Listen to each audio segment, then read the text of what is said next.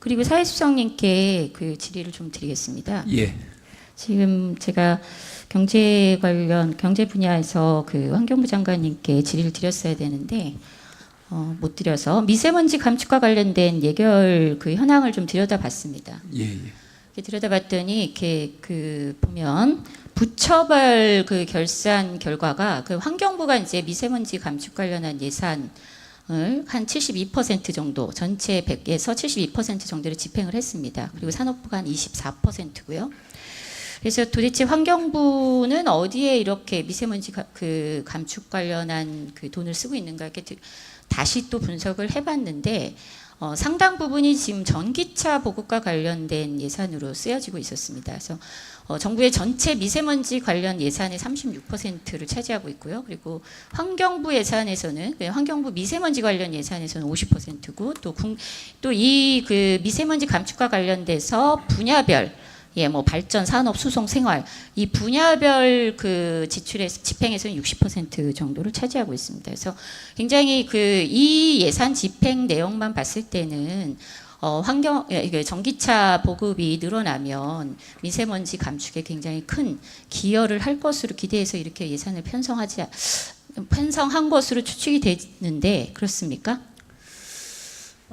예산 구조에 대해서는 제가 깊이 알지는 못하는데 다만 미세먼지에서 수송 부문은 크게 억제책으로는 경유차 통행이라든가 뭐 배출 수준을 억제하는 게 있고 장려하는 것은 결국 친환경 수송 부문인데 아마 장려책 위주로 재정이 집행되는 것 같습니다. 이어가서 질문을 드리면요.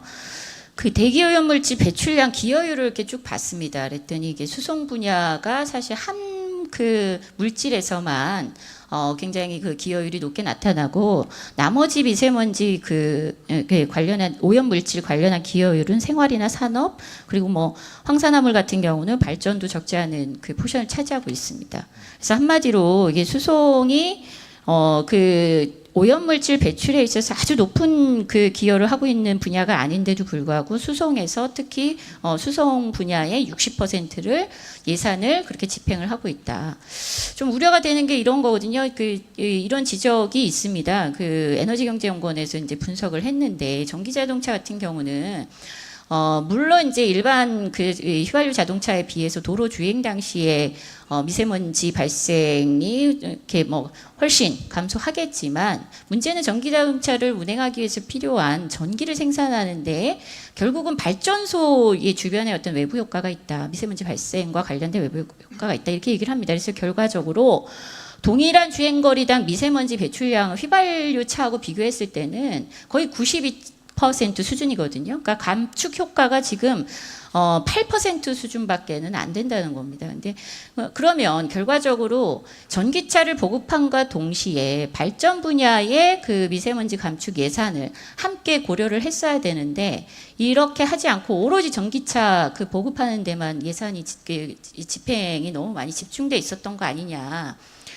제가 이거 이렇게 물론 이제 또 이 보면은 올해 2018년 예산에는 발전 분야가 지금 예산이 좀 늘었는데요. 2017년 결산 내용을 보면은 그 2016년 대비해가지고 10% 오히려 감소했습니다. 그래서 이런 것도 정말 미세먼지 감축을 제대로 그 목표 설정해서 예산을 편성하고 집행을 했는지에 대해서 좀 냉정한 평가가 좀 있어야 할 것 같다 이런 말씀드리고 싶고.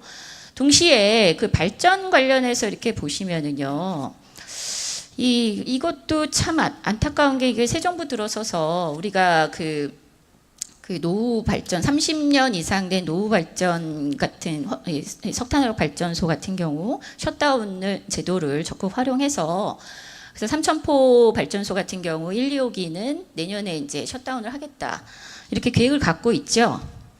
예. 예. 근데 문제가 뭐냐면요. 조금 더 정책을 그 집행하고 추진하실 때 들여다 보셔야 될 게 1, 2호기가 문제가 아니고요. 5, 6호기입니다. 5, 6호기가 이렇게 허가가 날 때 인가가 떨어질 때 보니까 이게 저유황 아역 청탄 한마디로 저탄소 그 원료를 사용하기로 하고 저감 설비를 하지 않은 상태에서 인허가 된 것 같아요.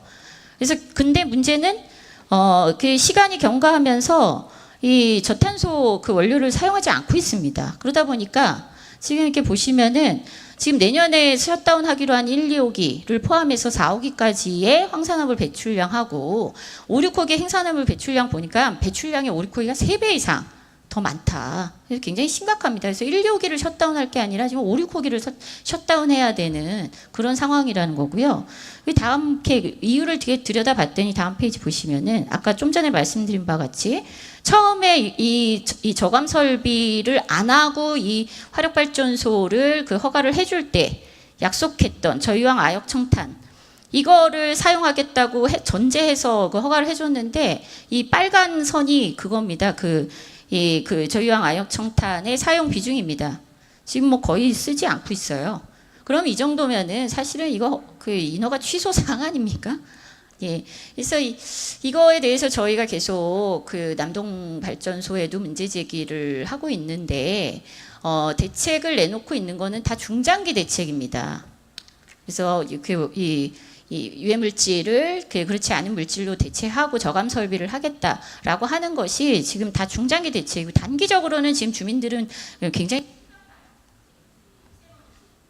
대출에 노출이 돼 있다. 이와 관련해서 들여다보셔야 되지 않겠습니까? 예, 아주 심도 있는 검토를 해주셔서 우선 감사드리고요. 작년 9월에 미세먼지 종합대책을 발표하고 올 9월에 그 보완 대책을 준비하고 있습니다. 근데 지금 의원님 주신 이런 자료나 또 문제 제기가 저희한테 굉장히 도움이 될 것 같고 저로서도 이 업무를 담당하고 있습니다만은 이런 정도 현장의 상황은 잘 파악하고 있질 못했습니다. 그래서 의원실에 연락을 해서 관련 자료를 저희들이 좀 받아서 보완 대책 수립에 꼭 반영토록 하겠습니다. 네.